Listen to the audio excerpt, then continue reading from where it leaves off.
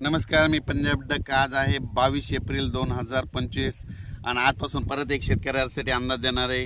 राज्यातल्या सर्व शेतकऱ्याला सांगू इच्छितो की राज्यामध्ये काय करा. आता लहान मुलाची वयोवृद्धाची काळजी घ्या, कारण की राज्यात आज 22 पासून राज्यामध्ये उन्हाची तीव्रता वाढत जाणार आहे. जवळजवळ पारा जवळपास 44-45 अंशापर्यंत जाणार आहे. म्हणून लहान मुलाची वयोवृद्धाची काळजी घ्या. आणि राज्यातल्या सर्व शेतकऱ्याला सांगू इच्छितो, राज्यामध्ये आता उन्हाची म्हणजे तीव्र लाट असल्यामुळे जवळपास 30 तारखेपर्यंत उन्हाची तीव्र लाट राहणार आहे.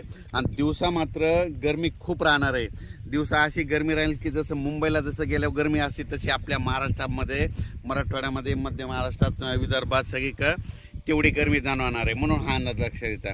पण राज्यातल्या सर्व शेतकऱ्याला सांगू इच्छितो की राज्यामध्ये सांगायचं झालं तर 22, 23, 24, 25 दरम्यान राज्यामध्ये जवळपास 30 तारखेपर्यंत उन्हाची तीव्रता वाढत जाणार आहे. म्हणून हा अंदाज लक्षात घ्यायचा.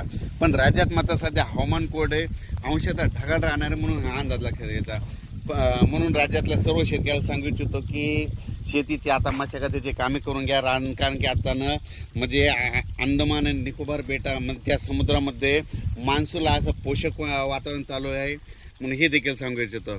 आणि राज्यात परत एक सांगू इच्छितो, राज्यात सध्या उन्हाची तीव्र लाट असल्यामुळं आता शेतकऱ्यांनी काय करायचं, सकाळी शेतीची कामे आटपून घ्या.